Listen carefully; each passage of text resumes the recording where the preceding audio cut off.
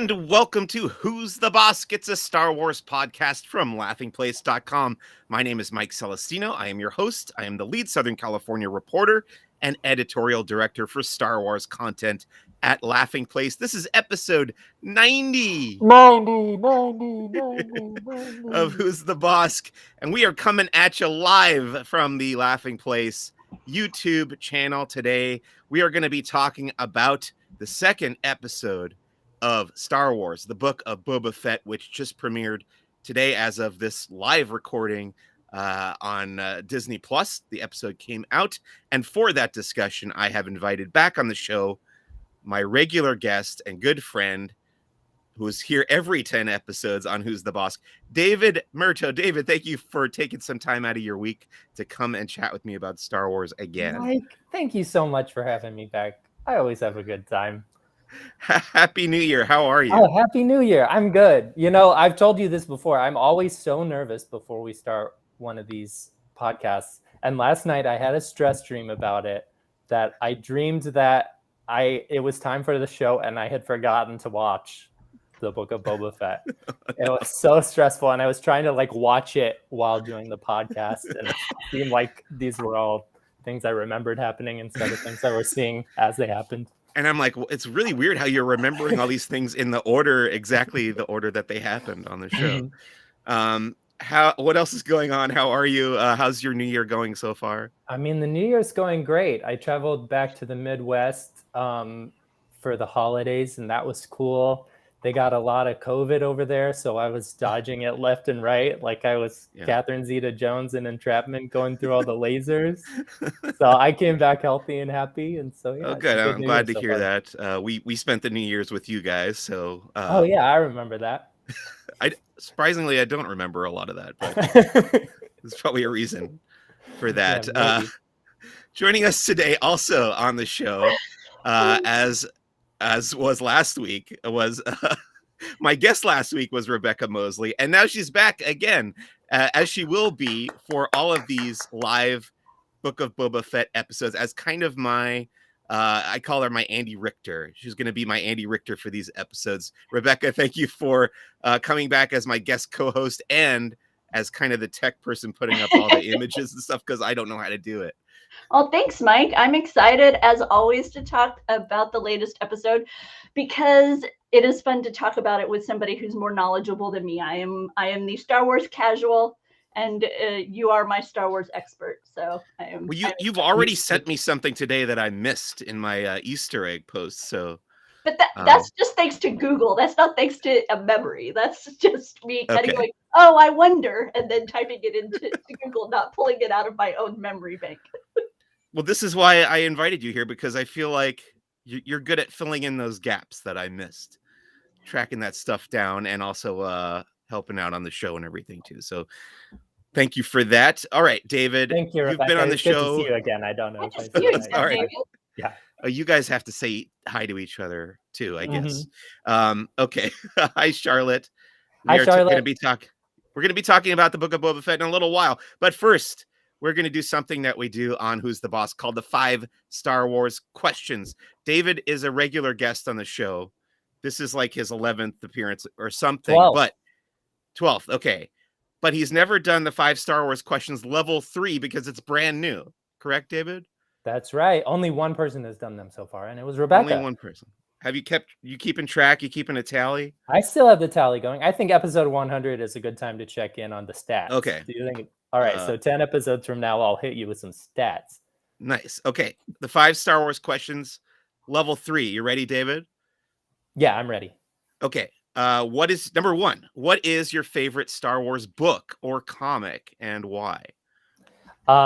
I'm gonna hit you with an old favorite. The first volume of it came out when I was 9 years old. It was the Han Solo trilogy by Anne Crispin. Rest in peace. Oh, yeah. I loved Han was my favorite character growing up. He still is to this day, and I loved getting some more of his backstory. And the cover art by Drew Struzan, really wonderful. Oh gosh, yeah, all of his art is so great, and he did a bunch of those early books and comics and stuff. And he did like a younger Han, a younger Harrison Ford character for the covers of those, and it was really cool. That's right. What was the plot of that first Han Solo book from A.C. Crispin? The first, what was the plot of it? I don't remember. I was 9 years old when I read Okay. it. But he didn't have a friend in Chewbacca yet. He had a giant cat person friend. That's right. That's right. And yeah, it was a giant cat person. Not like a person who likes hanging out with cats like Mike, but like a person who is a cat. Wow. Person who is like a Neto Like tool. a 9 foot tall cat. Yeah. Okay. All right. Number 2 of the 5 Star Wars questions. Level 3. If you could own a life-size working replica of any Star Wars vehicle, what would you choose? I'd like to give you a more creative response, but I gotta stick to my truth, and that's that I really want an X-wing. They're so cool. They're amazing looking, and if it comes with an R2 unit, then I'd be in hog heaven. I'd have a brand new friend. I thought you were going to say the Millennium Falcon for sure, having just said that your favorite character was Han growing up. That's true. Why didn't I choose the Millennium Falcon? I don't know. An X-wing looks cooler to me, and then like it's probably easier to fly it, you know, and you don't need a second person to do the gunning. All right. And to kind of jump in, go ahead. The Please. X-wing feels like everybody's. Like the Millennium Falcon feels like it's Han's. Like yeah, I'd be stepping on like his you're toes. taking something that belongs to somebody else. Whereas X-wings is But like they're just cool. You can take one. That's a tradition with the Millennium Falcon, is that different people steal it from each other. Yeah. But you can't if Han's your favorite, right? You can't. That's true. You can't Yeah. Solo. Come on. Mm-hmm. First it was Duquesne or the whoever brothers, and then Han had it. And Unkar Plutt, the portions man, had it for a while. Yeah. By the way, do you guys flip back and forth between Han and Han? I know. No. See, I do. Okay. I just say Han. Really? I guess I'm too much of a Lando fan, so I'll swap back and forth. But I feel like even by Return of the Jedi, Lando had come on board with saying Han. Did he? Maybe I'm wrong. Somebody sat him down. Yeah. As a Disney fan, it's Pirates of the Caribbean, but yet we refer to it as the Caribbean Beach Resort. It's like there's this weird way we change the pronunciation of the word depending on what we're talking about within Disney. And I do the same thing with Han Solo.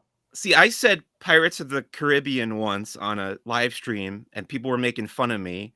And then I was watching some video of Walt Disney talking about the ride, and he said Pirates of the Caribbean, and I felt totally justified. All right. Can I say hi to Charles Johnson? Charles. Yes, Charles Johnson. Hi. Thank you, Doobie Mosley, for watching as well. Number 3. What is your favorite non-human sentient Star Wars alien species? I had to add that word in there because last week everyone would have said porgs, right? Yeah. Well, last week Rebecca said the Dianoga. He's not sentient. He's just as far as we know, he's not. Yeah. He's just like a monster. I'm gonna probably say the Mon Calamari. I think they're very, very funny. I love Admiral Akbar's voice. The only way they could be better is if they could only breathe underwater, you know, because they're fish people. Right. So if they had to wear like big diving helmets filled with water, wouldn't that be fun? Almost kind of like the pikes that we saw in the Book of Boba Fett this week, except they seem also to be able to breathe. Yeah, they were fine with taking off that helmet. Yeah. Yeah. I do think there is a Star Wars species like that needs the tank to walk around. That's cool. I'm on board with that. I can't think of it right now. If you think of it, let me know. Okay. Number 4. What is your favorite piece of Star Wars music and why? Mine is the asteroid field from Empire Strikes Back. Yeah. So good. Such a great build and excitement. And then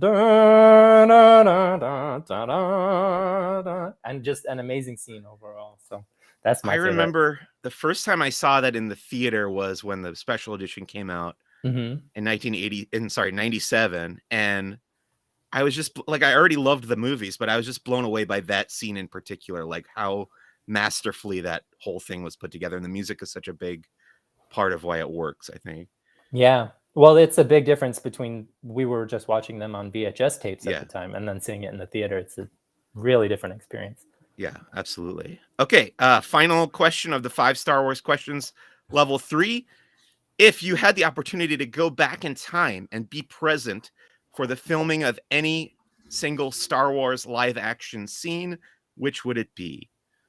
This was a tough one for me. My favorite scene in the trilogy is when Han Solo is being frozen in carbonite. I love the lighting, the smoke effects, all the kooky creatures, and the acting I think is top notch.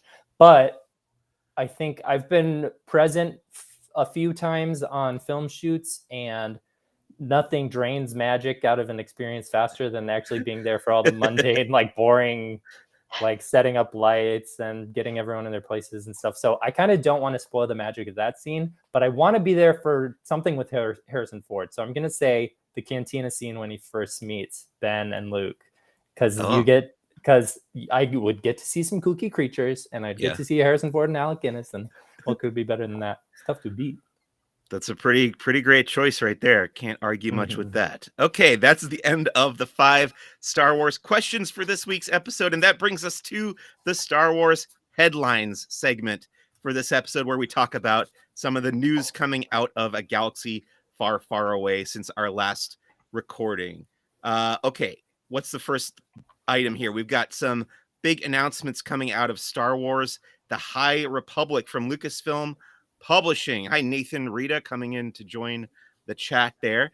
Okay, this is a big live stream, not a live stream, but a pre-recorded video went up on the Star Wars YouTube channel yesterday morning, where they not only talked about the current final wave of Phase 1 of the High Republic, but they also made some announcements about Phase 2. And the big ones coming out of there were that, first of all, they're going to be rewinding time another 150 years. This was a big surprise, even to me, and I've been keeping up with every book and comic coming out of the High Republic. They're already back 200 years before the events of the Skywalker saga. They've done a bunch of books and comics in that period, and now they're taking a break from that. They're going to rewind time even more and go back another 150 years. So we're now 350 years prior to the Skywalker saga. Now, David, you haven't checked out the High Republic much, right?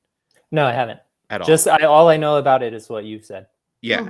I am enjoying it for the most part. I think there's been a couple hits and misses here and there, but for the most part, I do think it's really well put together, really well thought out, and a lot of good, fun characters and interesting conflicts and stuff. So I'm actually, based on this announcement, I think I'm actually probably more interested to see what they're going to do with Phase 2 here, because it's going to change things up significantly as far as like the villains go, and not to mention the heroes. Many of them haven't been born. Even the new ones that got introduced, most of them were not around 150 years earlier. So, well, it's kind of like what they did with the movies. You know, they started in the middle, went back in time, and maybe for Phase 3, they'll go and finish it off in the future.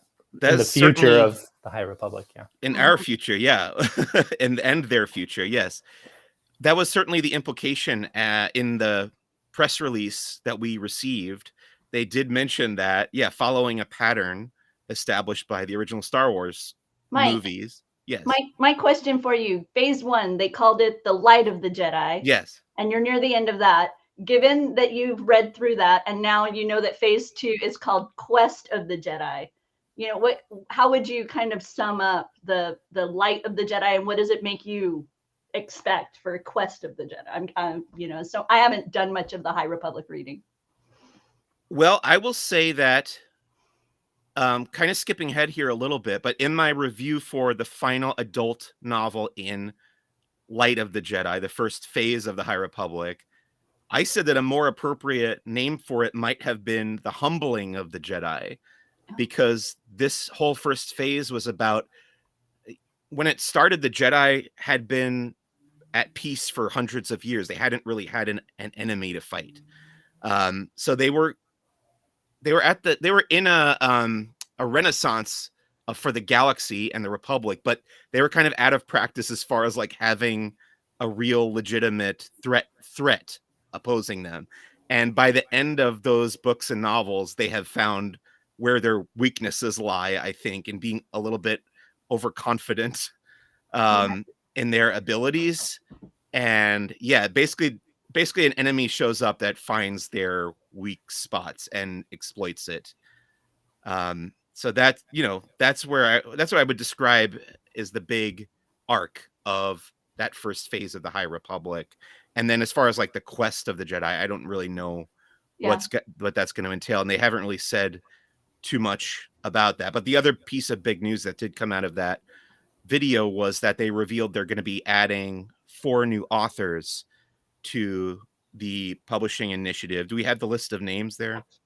Lydia, Kang, Is that one of the? That's Yes. an addition. Yeah, Lydia Kang, Tessa Gratton, Zoraida Cordova, and George Mann. Those are the 4 additional authors to the already existing stable, which would be Justina Ireland, Cavan Scott, and Charles Sewell are going to also have titles within this. The piece that caught my attention in the article, Mike, was that Dark Horse Comics is going to have a title within this next phase, and as was written, they have not had any of these since the Marvel kind of started doing the Star Wars comics.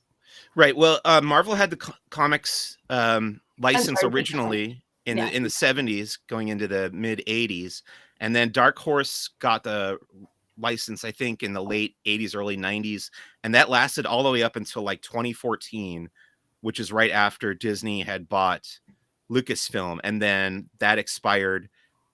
Disney also owns Marvel Comics, so they figured it was a natural fit to bring Star Wars back to Marvel Comics, and that started again in 2015 when they started making the comics part of the canon, like officially again. But yeah, to have Dark Horse start putting out Star Wars comics again is pretty interesting, considering how long they held that license, and that Lucasfilm is happy to associate with them again. It shows that was a pretty healthy relationship, and a fruitful one.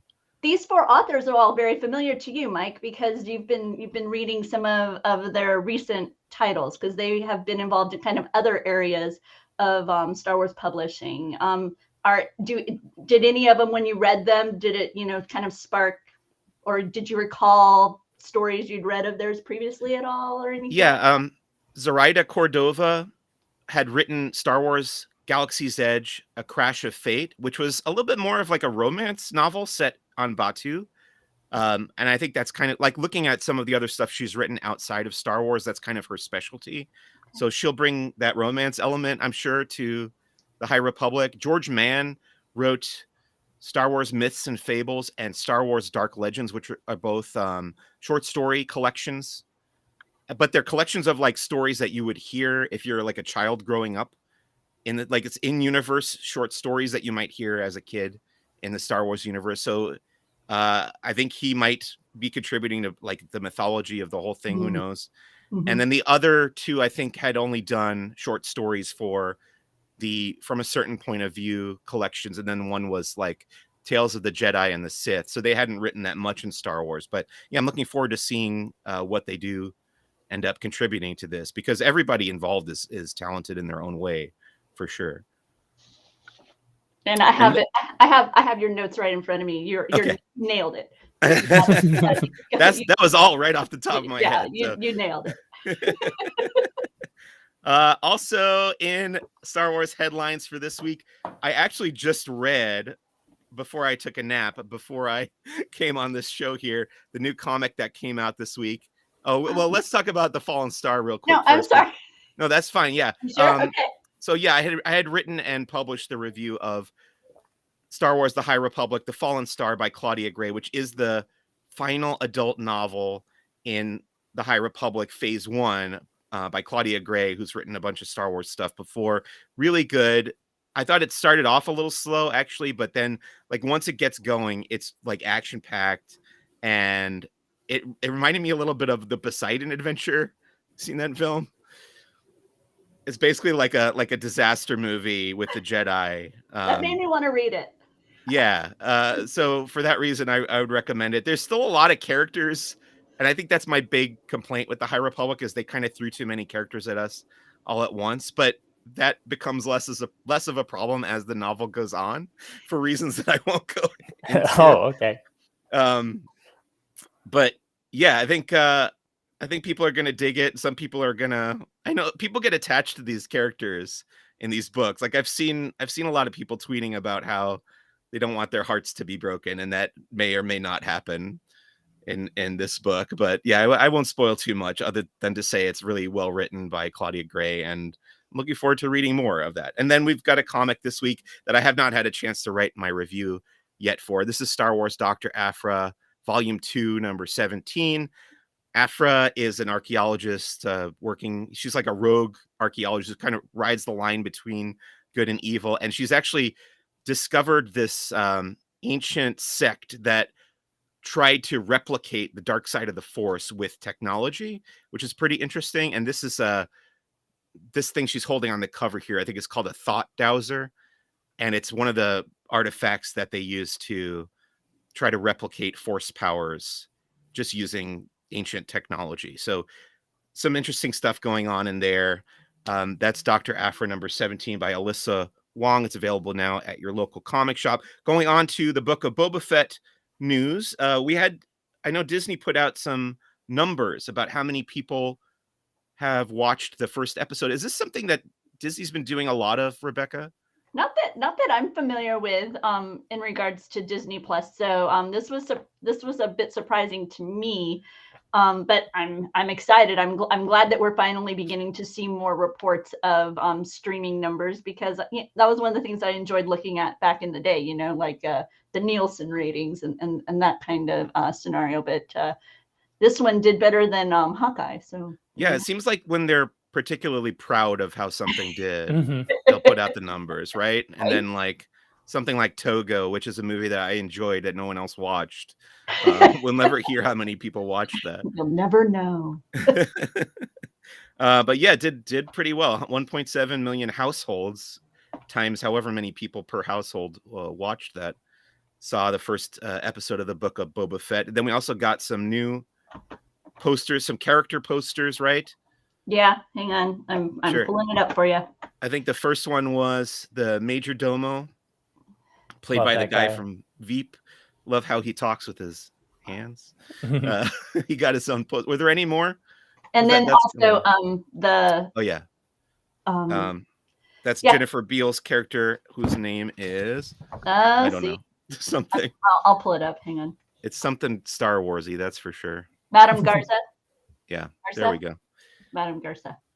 And then lastly, we had a featurette interviewing co-star Ming-Na Wen about her role as Fennec Shannon. This is another one of those that's like a minute long, right? Oh yeah, and she's just gushing about how she was a Star Wars fan, and they offed her, and then as the miracle of resurrection, she is still with us. So it's a fun tale that her character has taken in the world of Star Wars. And I think I was saying to you last night how cool it is to have somebody who's that enthusiastic about being in Star Wars, getting to have a regular role like this. It's just, you were saying that she like campaigned to have the character come back after she was killed. It sounds like what happened was that she ended up kind of in a conversation with Filoni when her character was offed originally, and they found out that they had a lot in common. He discovered what a passionate fan she was, and so they kind of figured out, wait, we can't let this excited individual go. We have to find a way to continue to have her be part of the saga, and now we have her as a part of the saga. Pretty cool. Okay, so this is now time for Rebecca's regular segment on these episodes called Sandcrawler Selections, where she's going to take a look at 7 items. Yes, 7 coming items from the merchandise section of Star Wars, and some of this Bring Home the Bounty Boba Fett announcements. Let's take a look. We are going to start off with a Boba Fett it is called a prototype armor Black Series item. This is from Hasbro. It was supposed to begin pre-order sales today, but whenever I clicked on the link, there was it still said not available. So I'm not exactly sure what's going on here, but it was posted to StarWars.com as having a pre-sale beginning today. So be sure and check that out if you're interested. That was one of those things that I saw people very excited about that, and then I felt like people always have such a short memory because they've done that figure not too long ago. Like, I remember it was a Walgreens exclusive, and I used to go look in Walgreens for action figures and stuff, and I never wanted that one because I don't want toys that are based on concept art and stuff that weren't actually in the movies. Okay. But they always had that one sitting on the shelf there, and I never bought it. But they're doing it again now that Boba Fett's having a moment. My husband is giving David some homework. All right. I'm going to be going over 7 items, and he wants to know which one I want. are you most interested in. Yeah. So next up, we've got a Tusken Raider t-shirt available over at Amazon.com. It's got a profile and a full figure image of the Tusken Raider. We've got a Book of Boba Fett bag, right, featuring some of the characters that we've been introduced to in these first few episodes here, including Max Rebo. Yes, that's pretty great. I like that. And then there's a 1,000-piece puzzle from Buffalo Games featuring the various scum and villainy of Star Wars. This one caught my eye because it contains a lot of characters that I know Mike is fond of. So I figured I'd showcase that today. Yeah, I had not seen that before. They're all bounty hunters. You got Bossk, Boba Fett, Dengar, Forlam, IG-88, Jango Fett, Zuckuss, Zam Wessel, and Ara Singh. This is the winner so far, Doobie. Yeah, that's pretty cool. Over at Shop Disney, there's a new this zip is cool hoodie. too, though. It has the logo with the Star Wars and then 1 through 9 in Roman numerals underneath. Along the back neck of the hoodie in blue is the long ago in a galaxy far, long ago in a galaxy far, far away. Or no, it's long ago, right? Oh. A long time ago. Thank you. I knew it was wrong and I couldn't correct it. And then the detailing on the sleeves as well. So you've got that. And from Hasbro, a new potato head figure is appearing. And this one is a sweet potato. This is the Yam DeLorean. And believe it or not, when you take off that hood, you will that helmet, you will see that he is orange as opposed to the normal brown of a russet potato. And so I was watching, my wife and I were watching Barely Necessities the other day, and you were talking about this and comparing them, and I could not see the difference in shape. That just must be my monitor, because you can see that one is got this orangey tinge to the exterior, whereas the other one is more brown. And they've got a little what they're calling the tater with the little tot Grogu there. Nice. And finally, from my 7, which is in honor of the Arvada 7, where we met Jawa's last time on The Mandalorian. So I went with 7 for my Sandcrawler selections. We've got a new scenic mug from Entertainment Earth. This is a tiki, and it's a Boba Fett scene, a Book of Boba Fett scene, and in a tiki style. And that would be my Sandcrawler selections for this week. And all of those. It's Bib Fortuna's dead on the ground. Oh, that's fun. I like it. So what do you think, David? All right, that tiki mug is really cool. The hoodie's really cool, but I think the puzzle's the best. The puzzle with all our bounty hunter friends, including Bossk. Yes, we've been doing a lot of puzzles here this winter time so far, so that would be my choice as well. That's pretty neat. And that's going to bring us to the end of Sandcrawler selections and the end of Star Wars headlines. We're going to go into our main topic for this week on Who's the Bossk, and that is the second episode of Star Wars, the Book of Boba Fett on Disney+. The title of the episode was The Tribes of Tatooine. But first, I want to ask David, since you're joining us for the first time to talk about the Book of Boba Fett, what were your expectations going into the series, and how did you feel about last week's premiere episode? Okay, I'm going to try really hard not to become the villain of this podcast. Okay. My expectations were down in the gutter for this show, because one thing I did not like at all about The Mandalorian was the characterization of Boba Fett. Okay. I did not recognize him at all as the character from the Star Wars trilogy.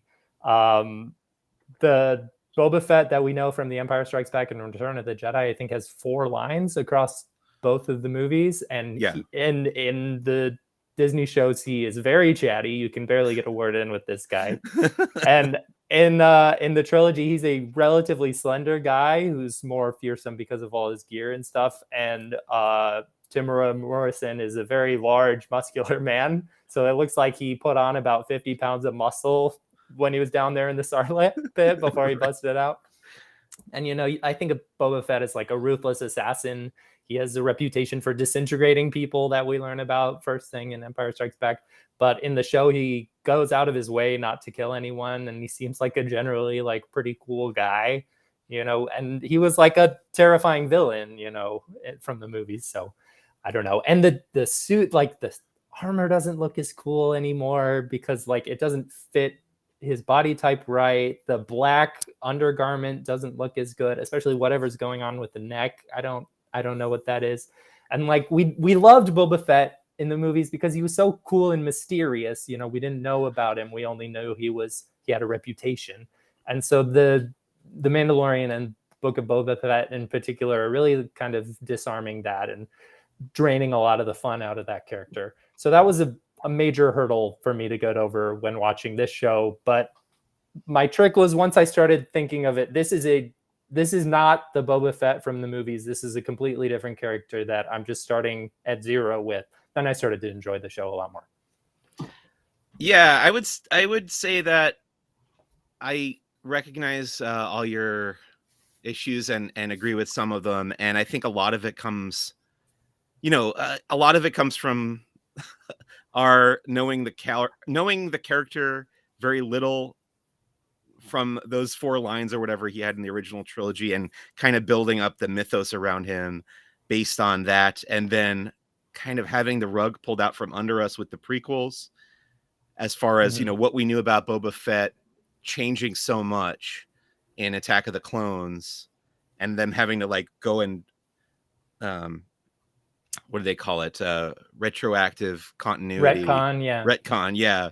Go and retcon all of Boba Fett's like backstory from the expanded universe and stuff after we met Jango and found out he was a clone and stuff. And it just becomes this thing where they have to justify those two things and make them match each other.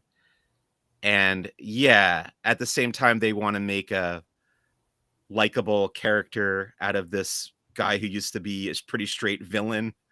They want to make him like an anti-hero, but he's not even really an anti-hero because, like you said, he is trying to... I mean, I do think the show is making an effort to justify his character development in that way. Like, to me, the point of the flashbacks at the end of this season or whatever is going to be what happened in Boba Fett's life between Return of the Jedi and The Mandalorian that turned him into this kind of he grew up. Yeah, he has an arc now. Yeah.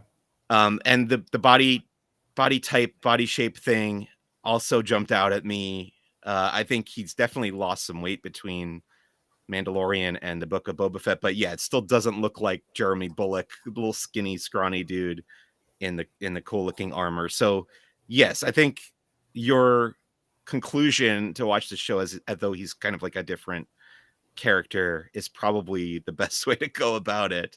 But yeah, I think he did end up kind of being an amalgam of all these different Boba Fetts that we've gotten over the years, kind of trying to squeeze all that stuff into the same package. And I think thinking about it that way, I think they're doing, in my opinion, I think they're doing a pretty good job. This second episode of the Book of Boba Fett was directed by Steph Green, who is not Seth Green, as I not thought Seth Green. When the credit first came up. Green, Steph, which I think is probably short for Stephanie.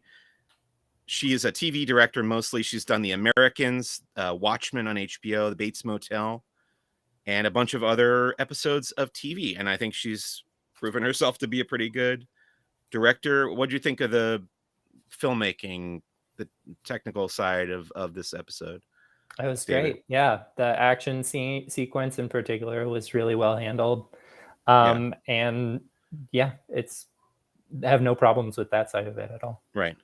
Written by Jon Favreau again. Cinematographer this week was Dean Cundey, who we know from Jurassic Park, Apollo 13, and the Back to the Future trilogy, among a bunch of other stuff. Pretty well known director of photography. And I wanted to mention, since we kind of glossed over the composer last week, we couldn't remember his name. The guy is Joseph Shirley, who's writing the score for this show, because Ludwig Göransson wrote the theme music, but I'm guessing he's just too busy to do all of the music. So this guy, Joseph Shirley, did the Mysterious Benedict Society for Disney Plus previously, and he's also been, I think, a producer for the music on The Mandalorian. So it makes sense for him to step into that role. So let's talk about this second episode overall. David, what did you think of episode 2 in particular? It was on the long side. I checked the time, like how much is this? This has got to be almost over, right? But it was on the long side. The train sequence was so cool, like it was worth watching just for that, you know. Yeah. How about you, Rebecca? I was surprised at its length. However, I am a well-known to those who are here at Laughing Place, not a fan of train fight things. So this will be my fast forward sequence every following time while watching this. But yeah. Where does that come from, the train, your hatred of trains? I don't know, but it goes all the way back to Fess Parker Great Locomotive Chase. Okay. From the Disney Channel repeats, which is like a movie from the 50s, but I saw it on Disney Channel. But yeah, I saw people reacting to this on Twitter, like, "Oh, this is such a new thing for Star Wars." I'm like, "This isn't even new for Star Wars. They did this in Solo, a Star Wars." That's true. the train robbery. This was better though. Yeah, this was better than the Solo heist. I'm pro train, so I'm on the opposite side as Rebecca. If a movie has a train, like that's a big selling point for me. But I loved the episode. I also enjoyed the way that they kind of I felt like I was able to kind of guess where it was going to go, and then even though it went there, I enjoyed the way it took me there. For example, the dream sequence, I'm like, oh, and there's a tree. I'm like, okay, this is how he's gonna, get the gaffy stick. But then, even though that's what happens, the kind of the way I got from point A to point B was still entertaining. Now, you both mentioned the length, and probably one of the most frequent complaints I've seen from fans about both The Mandalorian and the Book of Boba Fett so far last week is that the episodes are too short. And I'm always confused by that complaint, because I feel like this format, having these shows being on a streaming service where the length isn't set in advance, like you don't have to fit 44 minutes or whatever, like network TV, kind of like how you would have it on a cable channel. There's no set length that the episode has to be. To me, that would be incredibly freeing as a filmmaker. You don't have to worry like, oh, I got to add a minute or two to get it to that length, or cut down to get it to that length. So however long the filmmakers want it to be, it seems like the perfect length to me. I don't know. What do you guys think about that?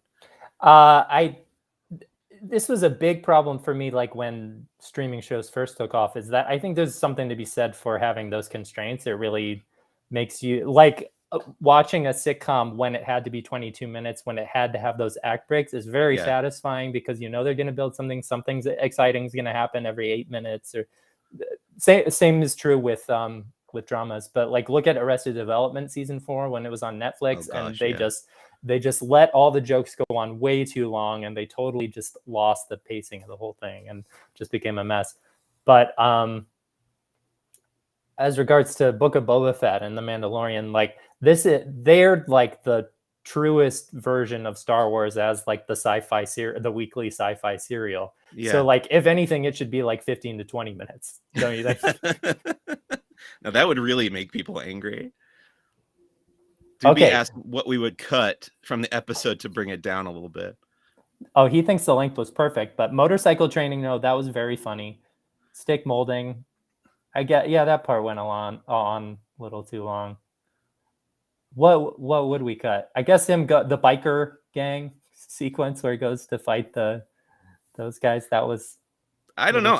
I'm again, like I said, I think I'm pretty happy with the length of the episode, so I don't know if I would cut anything. I didn't mind the length of the episode as far as my enjoyment or interest. I can't really think of specific things I would cut off of it. It's only practicality. I wake up and decide that my husband and I was like, are we going to stay up late or are we going to watch it in the morning? And it was, we'll watch it in the morning before I go to work. and then we put it on. Oh wait, it's an hour this time. And it's like, just as far as the practicality of planning, because I don't know until I hit play how long it's gonna be, kind of thing. So for me, it's just merely the reality of trying to fit it into my day, as opposed to my experience with this particular story. I thought I liked that they took their time with it. I just wish I would have known ahead of time I needed to have that block of time available to watch it. Mm-hmm. All right, David. So last week, I also saw people nitpicking about the fact that we got a lot of flashbacks toward the Tusken Raiders in last week's episode, but then this week's, I feel Was like even it was more. Yeah. Yeah, it was like 25% present day, quote unquote, and then 75% Tusken Raider time. But let's go through the plot, just overarching plot. How would you describe what's going on in both the present day stuff and the flashbacks in this episode? So the present day stuff, we have a bunch of finger pointing from all the villains who say, you know, first we got where'd this assassin from episode 1 come from? Well, he says he came from the mayor. So go to the mayor. The mayor's like, you don't need to worry about me. You need to worry about Jennifer Beals.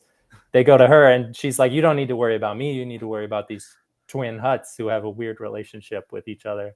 And then, so then they have a kind of showdown with the Hutts where nothing really gets resolved, but we get the idea that these guys are going to be some trouble. And then Boba Fett takes a nap, and as he always does, he has to reflect on his life when he's there in the back of the tank. So he goes back in time and relives the plot of Dances with Wolves. And so yeah, he teaches the Tuskens. I think you mean Avatar. Tuskens. Oh yeah, you're right. Sorry, keep going. No, that's all I got for you. He teaches the Tuskens to be better at being Tuskens, and then they grow to respect him and accept him into their tribe, and that about does it. Do you think we're going to get that shot in all of these 7 episodes? We're going to get that shot of him in the back to tank to transition between the current day stuff and the flashbacks? Yeah, I love little gimmicks like that. So okay, some structure. Yeah, it becomes a device. You recognize it. You know what they're doing. Let's talk about the returning cast from last week. Obviously, we have Tamara Morrison as the title character Boba Fett. Ming-Na Wen as Fennec Shand. Matt Berry is back as this guy 8D8, the droid in Jabba's palace. David Pasquesi is back as the major domo of the mayor. Jennifer Beals is the Twi'lek who runs the casino, the Sanctuary Casino. And then Robert Rodriguez has another cameo as a different character than he played last week. This time he's Mak Shaiz, the mayor of Mos Espa. So I wonder if they're going to squeeze in Robert Rodriguez in a different role every week. By the way, Rebecca, I wanted to say with the title of this episode, last night I suggested to you that maybe each episode of the Book of Boba Fett is going to be, is going to be the title of a book, because the first episode was called Stranger in a Strange Land. And then Doobie asked me what I thought episode 2 would be called. And I guessed Hop on Pop, which is not the title. It's the Tribes of Tatooine. Which was, not of course, a James Joyce novel that we all know. James Joyce. Right. After Ulysses, he wrote the Tribes of Tatooine. So the trend continues. New cast members or guest appearances. Okay, so we figured this out. I was talking to Rebecca before the recording a couple hours ago about Carrie Jones, who is credited as one of the guest cast members, and we think that he is a special effects makeup artist who's worked on The Walking Dead and a bunch of other stuff. And he is the Wookiee Black Chrysanthemum, who we're going to talk about when it comes to the Easter eggs and stuff. Now, what was you looked into this a little bit for me, Rebecca. What was your discovery with this?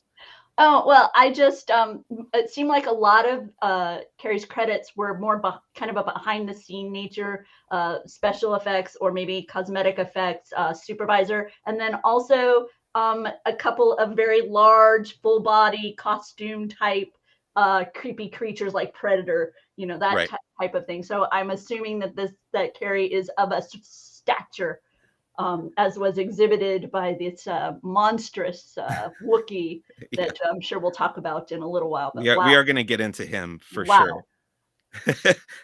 Galen Howard is a character actor who I am not familiar with, but when he popped up on screen, he plays the clerk in the mayor's office. I was like, I feel like I should know this guy because he looks sort of familiar. But apparently he's been on Agents of S.H.I.E.L.D. and little bit parts in a bunch of other shows. Did you recognize that guy, David? No, not at all. Didn't know Okay. who it was. Yeah, he just seemed like a guy that would be in stuff that I would watch. But I went through his IMDb listing and it was stuff that I don't watch. But he seemed like a funny kind of character actor cameo appearance there. Mandy Kowalski, who is best known as a stunt woman in a bunch of stuff, including a bunch of Marvel movies like Captain America, Winter Soldier, and a bunch of other stuff. She plays. Do you know who she's playing in this, David? No. She's Cammy in the bar. You know, Luke's friend. Oh, yeah. Okay. Did you make this connection? I didn't realize that's who it was supposed to be until afterwards. That it was like Luke's childhood friends in the bar in what Doobie referred to as the Terminator sequence. Right. Both Cammy and Fixer are there in the bar. So they never moved away from Tatooine. They've been there this whole time. Okay. Yeah. They stuck around after Luke and Biggs left. Cammy and Fixer from the deleted scenes of the original Star Wars film. Rebecca's put up and also in the comics. So for me, for many, many years, I didn't realize that this was like not part of the movie because as this was my introduction to Star Wars. So as far as I knew, they were part of it, but no. So it was nice to see where they have ended up, that they are still on Tatooine, probably not far from Anchorhead, maybe still in Anchorhead. So that was fun. We'll remember them from the novelization and also the radio adaptation, I think. Oh, that's right. That's right. Yeah. Okay, let's talk a little bit about the Hutts. Because as you mentioned, David, they are referred to as the twins, but they have a kind of an interesting relationship with each other. Well, Star Wars has a proud tradition of twins having a disgusting relationship with each other. Yeah, this one is especially disgusting because they're like giant worms. Now, I want to say that I've been anticipating the moment where we saw a Hutt again in live action Star Wars, especially in these Disney Plus series, because I figured, they're going to do it as a practical puppet because of what they've done before. And I was a little disappointed by them being CGI. I don't know. Did you guys feel the same way? Yeah, it was definitely a jarring moment because so many of the effects in this and The Mandalorian have been so good, and that one really stuck out. But it's still head and shoulders better than they looked in the prequels or the special edition. No, the technology's certainly come a very long way, and I think so much of it is extremely convincing. Like the Mastiffs, the dogs of the Tusken Raiders. Yeah, those are good. Look totally convincing. For whatever reason, the Hutts still look a little unreal to me. They don't look like they're actually physically there, but maybe it's because we're so familiar with the real Jabba from Return of the Jedi that we have that gold standard that they haven't quite hit yet with the digital but effect. I always cite that Jabba the Hutt puppet as being a great example of like, if you met this character in real life, this is exactly how he would look, with the different shaped bumps and the slime and the weird texture and everything. Yeah, it just feels so real. And then these guys. Doobie says, shout out to the poor guys that have to carry 2 Hutts around. Yeah, I was wondering about that. I think there's 14 guys with like carrying the Hutts around on this big platform. I don't think that's enough. How much do you think Hutts weigh? They got to be like it's like when you do light as a feather, stiff as a board. Everybody puts their fingers under their friend. We did that at New Year's. Remember at about 3 a.m. No, I do not remember. But it's like distribution of weight, or I loved. Okay, so that sequence, right? You have the drum. You can hear it in the distance, and then it comes closer, and then this enormous litter comes, around the corner, and you've got 5 guys on one side of it, 5 guys on the other side of it in a row, and then in the center you just have these 4 guys, and you can totally see like it kind of it's kind of bowing in the middle, where those guys are trying to, just the one in the front and one in the back are trying to maintain it. We're on the side, we got 5 guys. That would ruin the whole effect if it cracked in the middle and those slugs are on top of each It was other. so good. And I love how he grabs like a rat or something to just wipe off his perspiration. That was He's using funny. that as like a sponge. And the one lady's fanning herself. Yeah. The silly. visuals of the huts were so good. I really enjoyed just how repulsive they were. I enjoyed that quite a bit too. And my wife, Tori, was pointing out how miserable all those people looked. They were really doing a good job of just wishing that they weren't there under that giant pallet carrying those two huts. I think I'm on the Hutt's side now. I want the twins to win and beat Boba Fett. Because if anyone has a right to that territory, it's them. It was their cousin.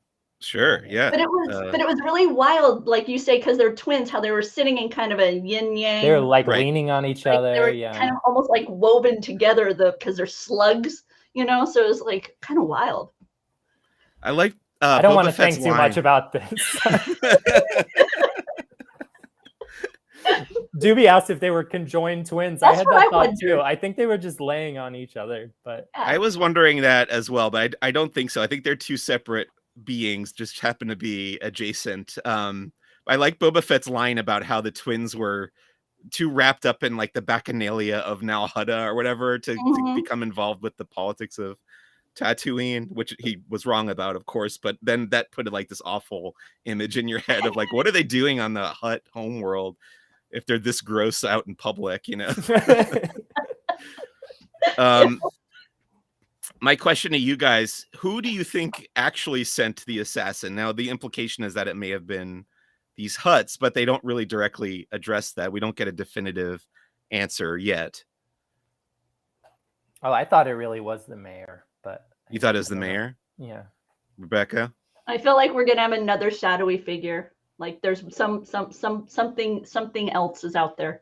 Okay, because there's lots of theories about that, and then in the beginning of the episode, I kind of want to mention that interrogation scene at the top to kind of rewind the episode a little bit, because they threatened to drop that dude down in the Rancor pit, which I thought was a very funny moment of him kind of freaking out about that, and then he finds out that the Rancor is not there anymore. But once he gives them the information that the mayor sent him to kill Boba Fett, I thought, okay, well, there goes all those theories that everybody had, because that happened a lot in The Mandalorian too, where people had saw something in the trailer and they had all these theories, and then you'd get to the ice planet and it wasn't Ilum or whatever. And I thought this was another one of those that just went away. But then you kind of left with, well, maybe not. Like maybe we still don't know where that assassin came from. What do you think, Rebecca? I'm kind of leaning towards, I'm wondering if it's going to be connected to the theories that have been out there previously of Crimson Dawn and that kind of, another part of this underworld.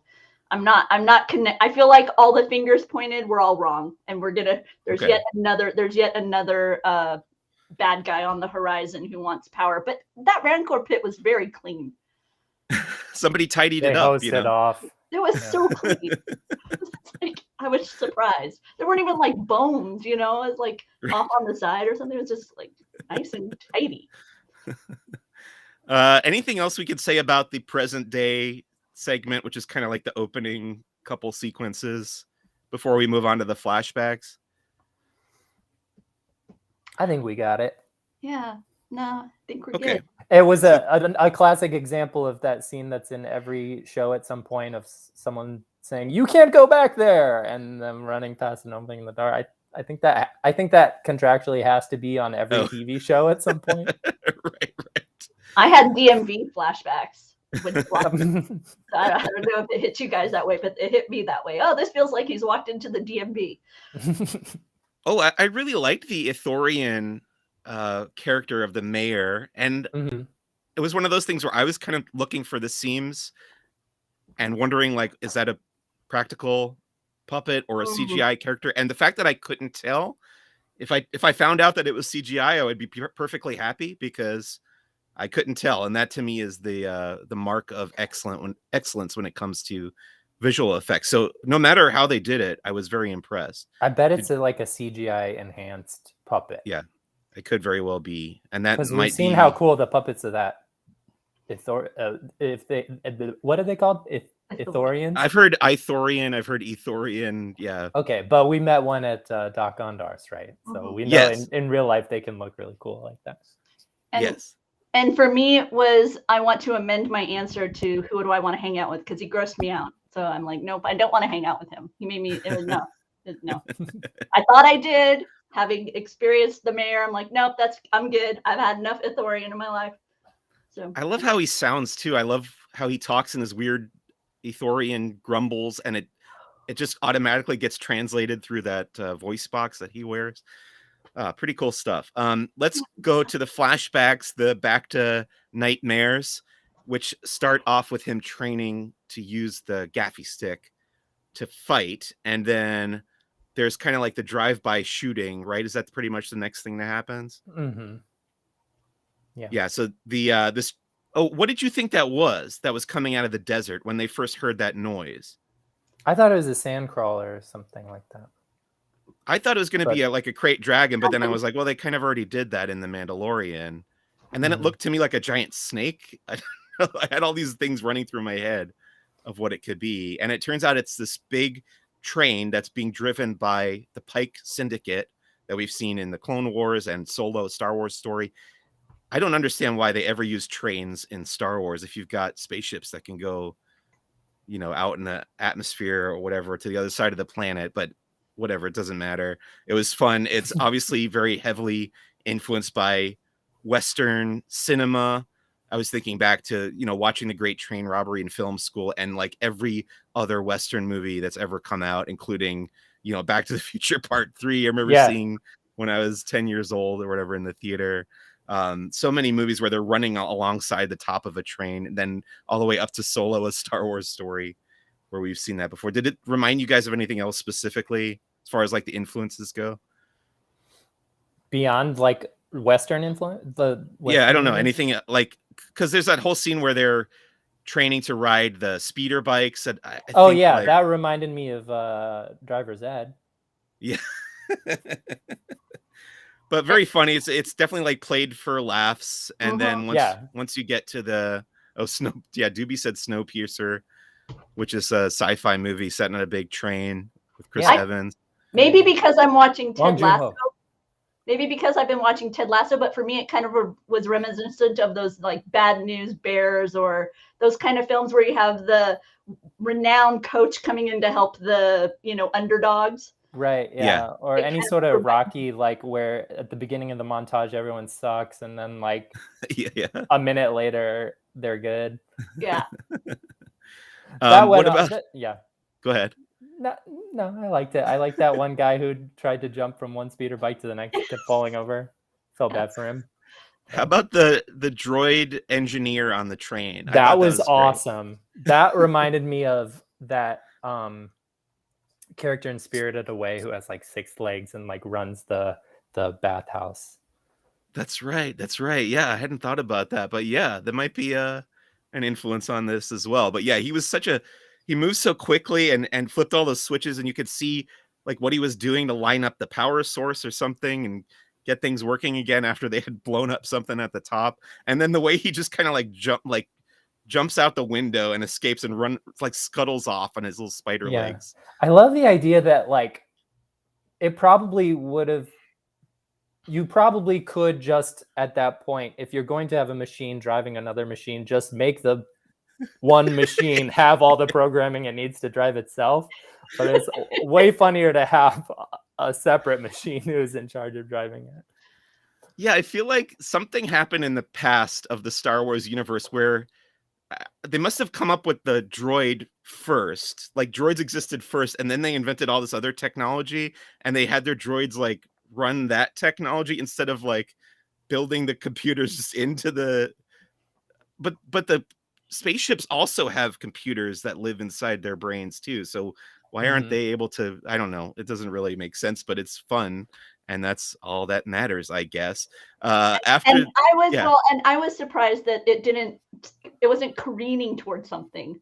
Once Boba Fett was in the engine, I thought for sure we were gonna, he was gonna be trying to figure out, how do I hit the brakes? Whether it was gonna be plunging into some pit, maybe like, like a sarlacc pits off in the distance or something. He's about to head into it again or something. Oh yeah, that would have been cool. I was very surprised we didn't have kind of that sequence, because when I see a train, that's what I'm envisioning. The bridge has been blown out. I'm trying to figure out how to stop it, that kind of thing. Even in Incredibles 2, there's the train sequence where they're trying to stop it. So apparently they didn't go with that trope, right? I guess not. Yeah, that's Toy Story 3. And Toy Story 3 at the very beginning in the fantasy sequence. That's right. And then I want to talk about this Vision Quest sequence. This really, to me, like drove the point home, kind of on the nose a little bit, about how they want the Sand People or the Tusken Raiders to be kind of an analog, a Star Wars analog for Native Americans. And they put a little lizard up Boba Fett's nose, and he wanders off in the desert and has this Vision Quest walkabout thing. What did you guys think of this? I thought it was really funny when the lizard went in his nose. It's like, oops, I accidentally swallowed him. Slippery little bugger again.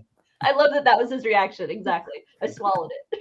Yeah, he didn't seem too bothered by it. I would be freaking out, but that's why I'm not a world famous bounty hunter. Yeah, I loved it. No, we didn't get. I liked seeing the flashback to his childhood and stuff, but I was expecting it to be like maybe a little wilder imagery. Give me some more to chew on. Maybe some, because I don't. It didn't feel like at the end of that we saw a bunch of like hints at what was to come.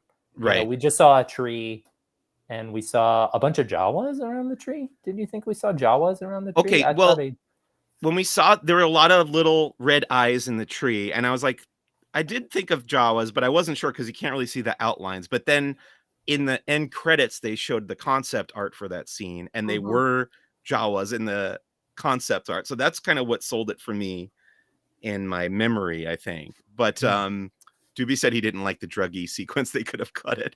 But to me, the whole Vision Quest pointed to his like daddy issues, because I feel like the first thing he sees is a big tree, and then there's like a little tree next to it.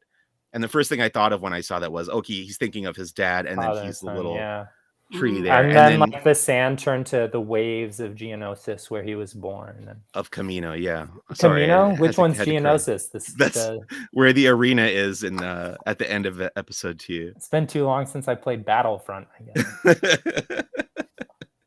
And then he saw the Sarlacc pit again, and a couple other things popped. Oh yeah, watched the Slave One fly around a little bit and stuff. But he comes back. He saw Boba Fett's starship flying around.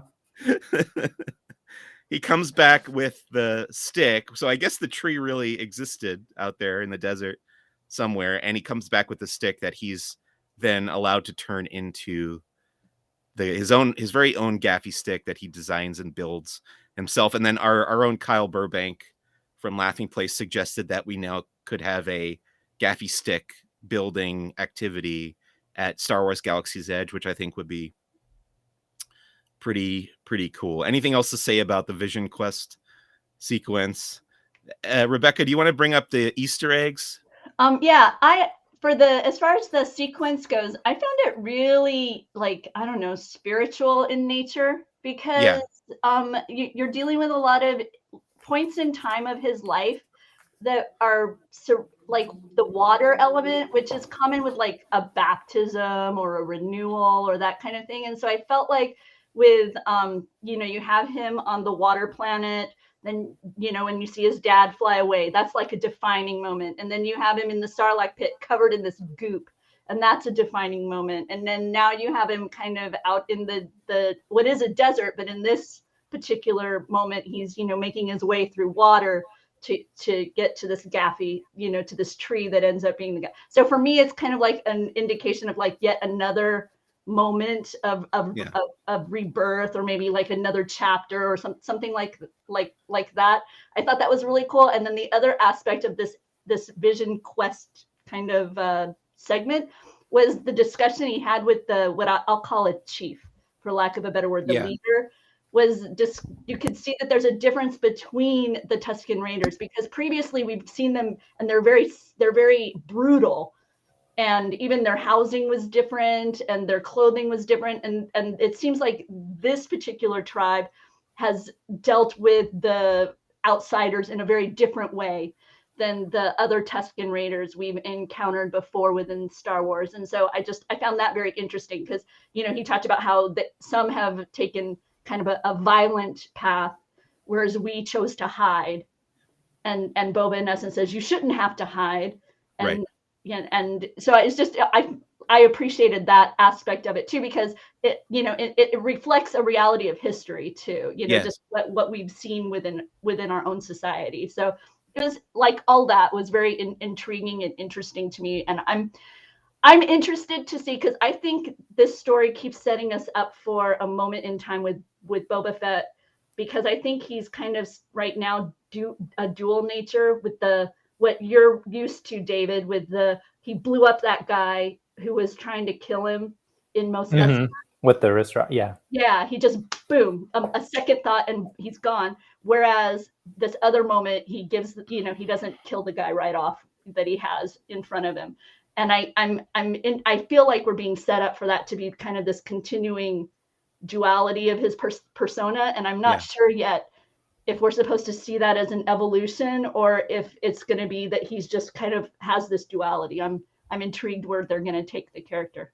Yeah, to kind of build off with what you're saying about the themes of like indigenous people and tying that to the real world history. I've seen people talking about that a lot on Twitter and pointing out that, Tamura Morrison is of Maori descent from New Zealand and stuff, and how he has a connection to that. So I think that's pretty interesting and probably something that he wanted or was excited or proud to incorporate into the series himself.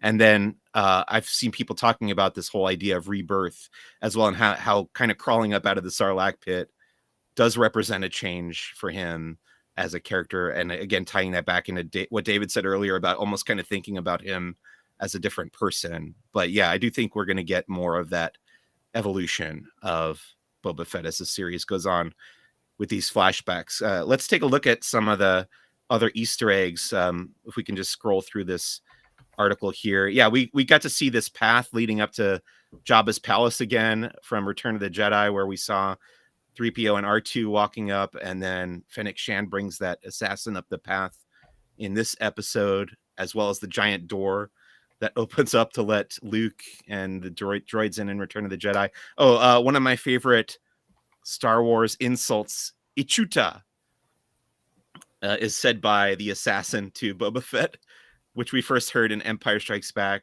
from the other protocol droid talking to C-3PO. Let's see. What about this order of what was it called? It went away. Order of the Night Wind. Yeah, this is something new that we haven't heard before, this new faction. So this guy officially doesn't belong to the Crimson Dawn. He could still be working for Crimson Dawn, but apparently there's this guild of assassins called the Order of the Night Wind. And Fennec Shand had some funny lines there about how you're paying for the name, which is pretty funny. So hopefully we'll find out more about them. The Rancor Pit we talked about already. Oh, this guy, Constable Zuvio. So this species is the Kyuzo, Kyuzo. And they actually showed up last week as well, walking around Mos Espa, but I missed it in my Easter egg list. And they were in this episode too, so I put it on there as well. But this guy, Constable Zuvio, was one of the first action figures that came out for Star Wars The Force Awakens, and it was one of those figures that was everywhere. They call them the peg warmers. You can find them on the shelf at Target or whatever. And then the character was mostly cut out of the movie. So it's become like a running joke in the Star Wars fandom that they threw in to Book of Boba Fett on the street there. And then we talked about the Ithorian already. Oh, this line. There's a line that the mayor says to Boba Fett. The quote is, "Running a family is more complicated than bounty hunting," which immediately brought me back to The Mandalorian when Werner Herzog says bounty hunting is a complicated profession. This to me it's got to be a direct reference to that, kind of one-upping. The show's like one-upping its predecessor. I don't know. Do you guys think that's a deliberate reference? It wouldn't surprise me, but it reminds me that we didn't get the family dinner yet.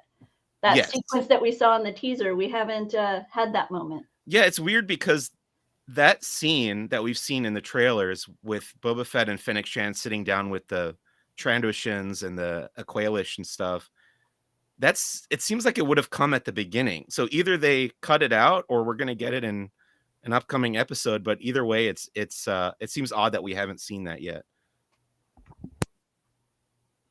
There's a reference to the planet Mustafar, which is where Obi-Wan and Anakin had their famous duel, of course. We've seen a Snaggletooth in the Cantina in Mos Eisley. That one popped up in the casino sanctuary here. We've talked about the huts. Oh, let's go to Black Chrysanthemum. This guy is, for lack of a better word, the badass Wookiee bounty hunter from the Marvel Star Wars comic books. Here's another image of him. Just incredibly threatening, fearsome character who ends up becoming the frenemy, I said, of Dr. Aphra. He kind of works alongside with her, and then they have a falling out, and they're kind of at odds with each other throughout the run of that comic. But when that character showed up in the Book of Boba Fett, Black Chrysanthemum, that was my Leonardo DiCaprio pointing at the screen moment of this week's episode, because it's something that only super nerdy Star Wars fans are going to get. You have to be keeping up with these weekly Star Wars comics to get now that. Your picture has that Wookiee standing alongside Boba Fett from one of the comic books, so they've had dealings with each other before. Yes.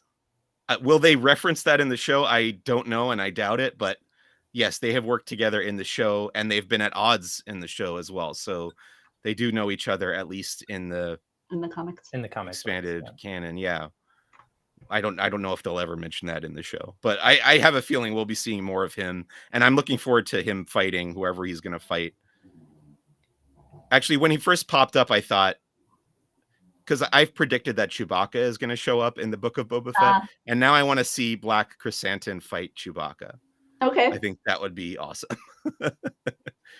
The Death Pits of Dur. Now, you hunted around for this, Rebecca, because I couldn't find anything about this, but you found a guy's name, Dur, Durr. Yes, that I might did. be something they were referring to. I found a character from a game that is he was a kind of a member of Hutt's operations on Tatooine, and it sounds like he may have been doing kind of some sort of medical experimenting or something. And so I was like, oh well, maybe you could refer to that as a death pit, but I don't know. And it's spelled differently, but it was just one of those things where I was like, well, at least Dur's out there somewhere. So if you look up Durr in Wikipedia, then maybe that's what they're referencing. But I love how they do that, right? They just throw out a casual. The other one was the Gumpta. You're sweating like a Gumpta on on Mustafar. And we don't know what a Gumpta is. Exactly, but it's kind of like how they mentioned the spice mines of Kessel in the original Star Wars. Then eventually we got to see it, so maybe someday we'll see the Death Pits of Dur. We also saw a Wart.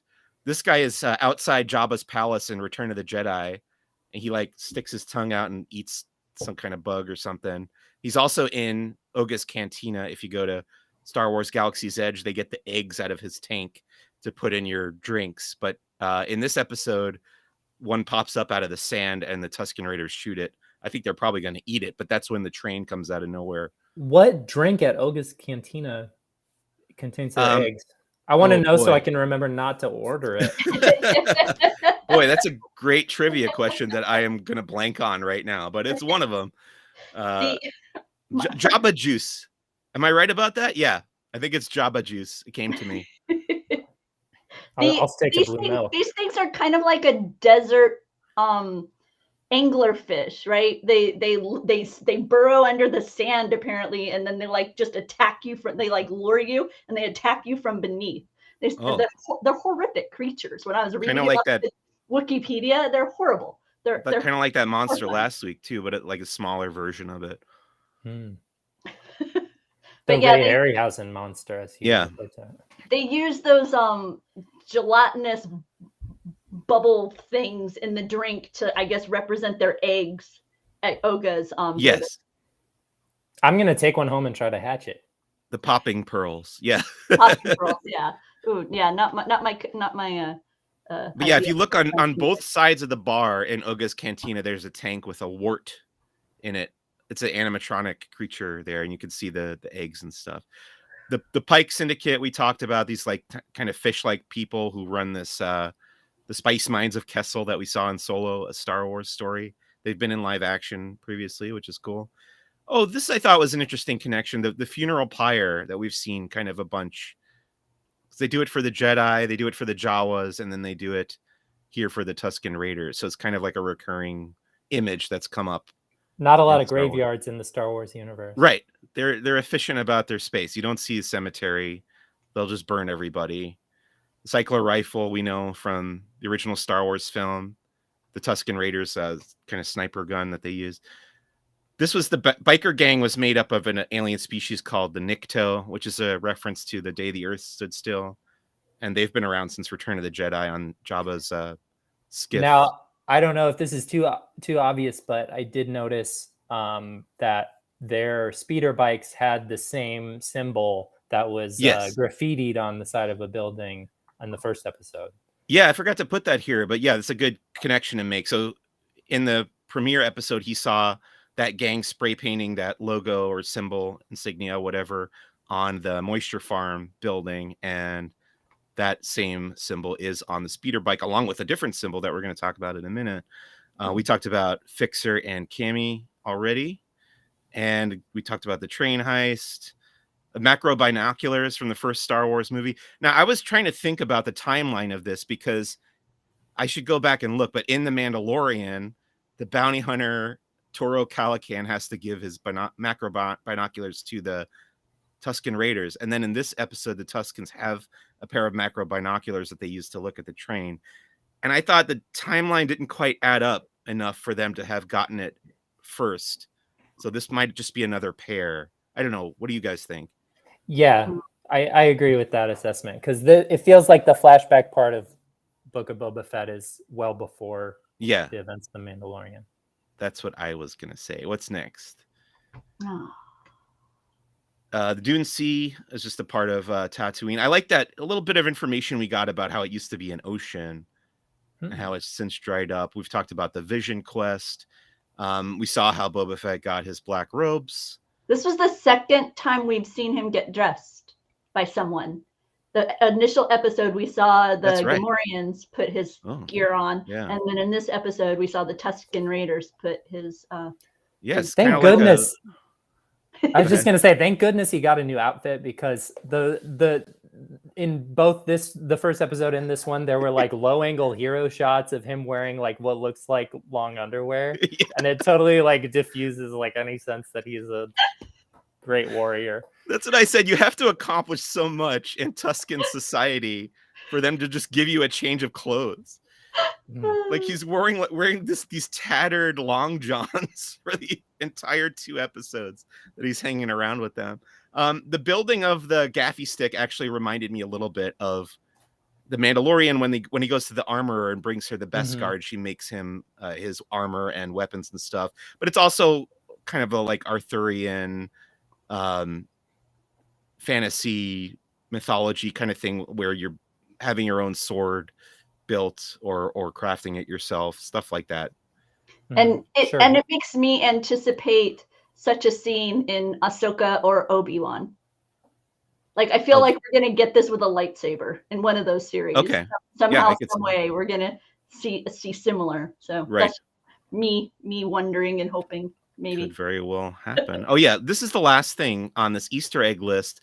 So the Arabesh there, this is the back of the biker gang's jacket. It says Tatooine, but I cannot figure out what this creature is supposed to be on the logo on the patch there.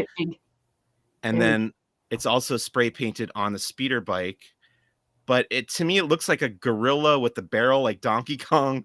Or I thought maybe the skeleton of a Rancor. What do you guys think? Any thoughts looking at that? Looks a little droid-like to me. Yeah, I also thought of maybe a droid, but I cannot place. Could be Donkey Kong. Donkey Kong. Yeah. I'm leaning towards skeleton, The one on the one that's on the jacket, I feel like that's on top of that symbol that we've seen painted on Yes. Yeah. building that's behind it. But Yeah. a lot of times I think of kind of in modern times, right? We see motorcycle gangs or groups with various skeletons, of some sort. So for for that reason, I lean skeleton. Looking at it, it looks like a rancor. I think I was showing you, Mike, because you sent me down a rabbit hole with asking me about this, and I ended up finding some Ralph. Is it McQuarrie? Is that how you say his? I've heard Macquarie. Macquarie. Probably either way. Ask I Lando. I saw some sketches of some artwork of his that were kind of concept for Rancor that had this head shape, this body shape. So I'm wondering if they're kind of pulling from that era, that some of that artwork as inspiration for these. Kyle sees Grogu. I'm not sure I see Grogu there. Grogu has tiny little arms like this, not these giant gorilla arms. in the center, like Okay. So it's like Grogu sitting on. Yeah, a device. I can. Yeah, see, this part would be like the little ears, right? Is that what you're saying, there, Kyle? I guess so. So that's all the Easter eggs that I was able to find, and then Rebecca, you sent me one after I had published this about the little kind of lean-to structure that Tusken Raiders were using as the forge to build the gaffy stick, and that was taken directly from a piece of concept art by Ralph McQuarrie too, which is really cool that they were continuing to pay tribute to that concept artist who was so instrumental in bringing Star Wars to the big screen in the 70s.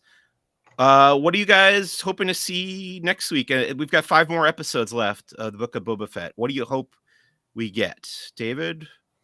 Well, so Boba Fett, it seems like his whole operation right now is him, Fennec Shand, and 2 Gamorrean guards, right? But yeah, I want to see him at some point go to battle with the Hutt twins and their whole crew, and maybe he'll call in his some favors with his Tusken Raider friends and have them go to war against the Hutts. Yeah, that's another thing that I was wondering about is like, okay, he eventually leaves this tribe of Tusken Raiders to go off and get his armor back or whatever, but is his relationship with them, is that still intact? I hope so. Yeah, we'll have to see if he does bring them back in to the fold. How about you, Rebecca? Anything else that you're anticipating from the series? I would like to see more Fennec Shand, a little bit more about their camaraderie. And I have my own headcanon developing about that, but I'm not going to say it yet. I've told it to my husband. So if it bears out, I can be like, I have a witness that I said ahead of time. But it's one of those things. I want to know. No, maybe after. I don't like to speculate on things, because then if I'm right, people are like, oh, you spoiled, So I'll like okay. I'm going to guess that next week, the flashbacks are going to catch up to The Mandalorian, where we saw him trying to go to Mos Pelgo to get his armor, and he finds Din Djarin leaving with the armor or whatever. I think that's going to happen in the next episode, and then probably the third following episode? week. Yeah, and then the following week we'll see the. Wait. No, the Fennec Shand thing would have to happen first. Yeah, I'm thinking about the wrong chronology. So maybe next week we'll get the Fennec Shand story of him finding Fennec Shand having been shot. And then the following week will be about the armor, maybe. But there's only 5 left. I don't know. They are going to fill in all those gaps. My other question is, do you think we'll ever leave Tatooine on this show? And do we want it to? How many episodes did you say we have left? 5 more. 5 more. Do you think we'll leave Tatooine, David? I don't think we have to. I think it's a satisfying story if you keep it to one planet. Rebecca, I think you said something similar when I asked you. Yeah, no, I agree. I don't know that we need to leave Tatooine. Yeah, there's too much going on. We have so many threads already, kind of out there. We don't have to head off planet. So I think if we don't leave Tatooine, it might be the first Star Wars live action media where there's not any planet hopping, except, some of the flashbacks have shown Geonosis and Camino, like we said, but otherwise the entirety of the story will have taken place in one planet, which is unprecedented for Star Wars, really. Mostly we're hopping around all different planets. Anything else that you guys have to say about episode 2 of the Book of Boba Fett? Pretty good. That's going to wrap up our main topic for this week. Oh, I have one more thing. Yeah. I have one more thing. Yes. I like seeing the herd of wild bantha. Herd of wild bantha roaming around the dune sea of Tatooine. That was pretty cool. All right, now you may move on. Okay. Our final segment on Who's the Bossk is called First Steps into a Larger World. David, are you upset that I discontinued the Lucasfilm project pitch that you came up with? I have never been more relieved than when I heard that, because like we said, this is my 12th time on the show. I was really running out of ideas. Okay. But I feel like First Steps into a Larger World is like self-refilling kind of thing, because you and me, our type of personality, we're always consuming media, so we'll never have a lack of things to talk about. I watched this movie called The Power of the Dog this week. It's an Oscar contender from what I hear. It's directed by Jane Campion, who you know from The Piano. Yeah. It stars Benedict Cumberbatch, aka Jane Campion. Yeah. Right.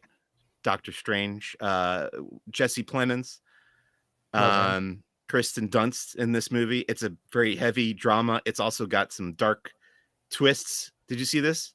Anybody? I haven't seen it yet. I'm eager to see it, but it feels like one of those movies that I can't just put on after Bethany's had a long day at work or something like that, because it's going to be pretty heavy. So we got to have the right mood for it. But I am looking forward to it. I like Jane Campion. I love Benedict Cumberbatch.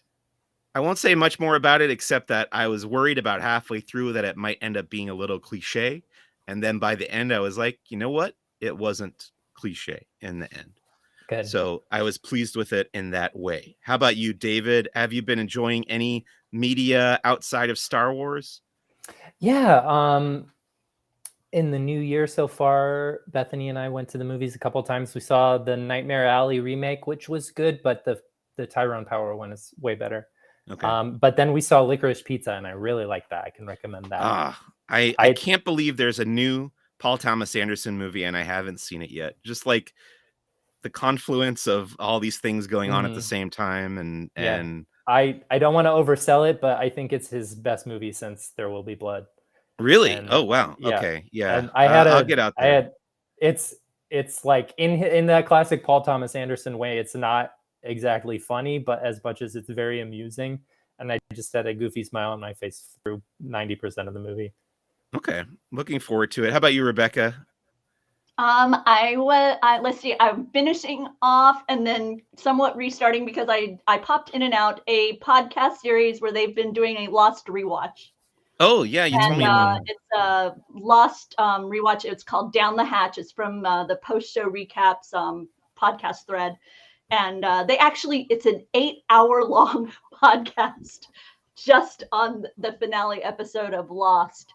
And the hosts of this particular podcast, Mike Bloom and Josh Wigler, I've become a big fan of theirs over the past few years, and I've just been kind of dropping in and out of their Lost rewatch. But this finale discussion and everything, it's been wonderful to be reminded of how much I loved and enjoyed Lost, how sad I was to see it go.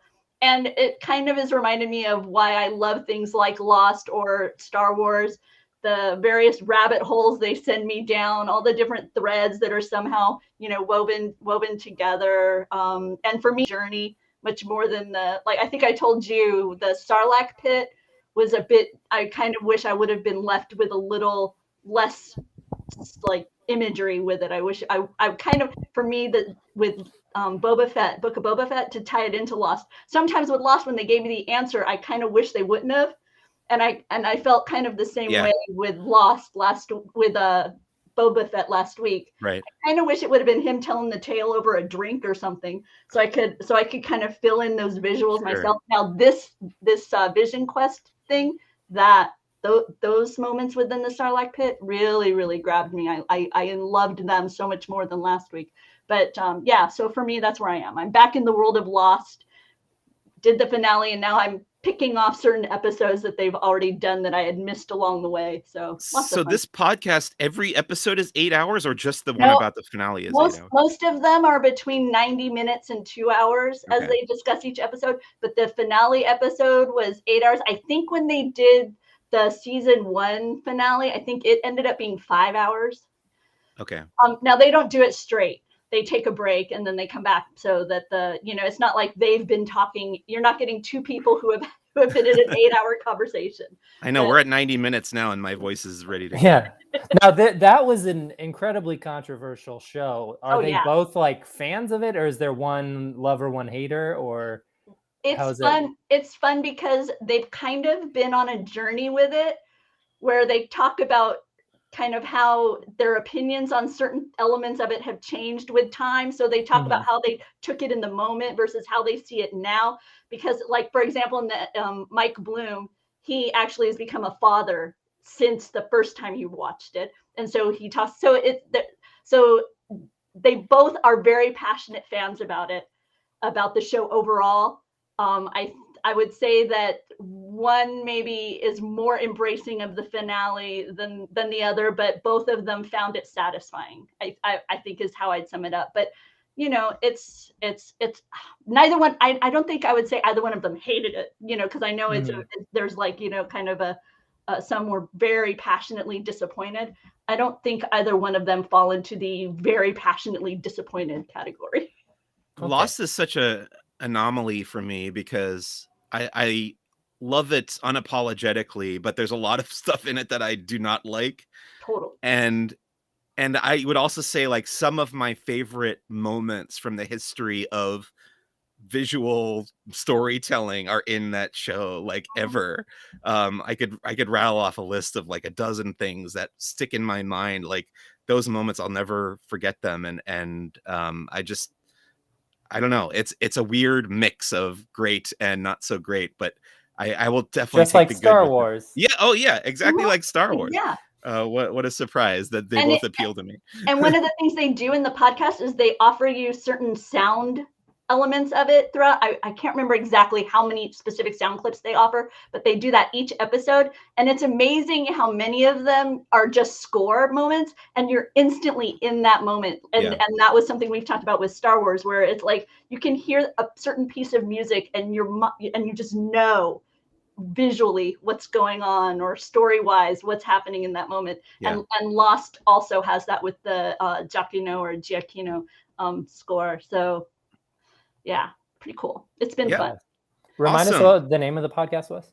It's called Down the Hatch. Lost Down the Hatch. Check it out wherever you find podcasts. That's going to bring us to the end of this episode of Who's the Bossk. Thank you so much for listening. Thank you for watching. If you're out there watching us live on the Laughing Place YouTube channel, we'll be back again next week with another discussion. This time we'll be talking about episode 3 of Star Wars, the Book of Boba Fett, next week on Who's the Bossk. My name is Mike Salstein. I want to thank my guest for this week, David Murto. David, I'm so tongue-tied, but thank you for taking Mike. an hour and a half out of your week to come chat about Star Wars again. It was an honor. Thank you so much. And good to see you again, Rebecca. Nice to see you too. Rebecca, thank you for helping out and for contributing, as I knew you would bring so many great points to the conversation. We'll see Rebecca back here next week with a different guest. So thanks, Rebecca. Oh, it's a pleasure. I'm looking forward to it. Awesome. My name is Mike Salstein. Please visit laughingplace.com for all your Disney news and opinions. That's going to wrap it up for this episode. Thanks, everybody. Bye. Oh, wow.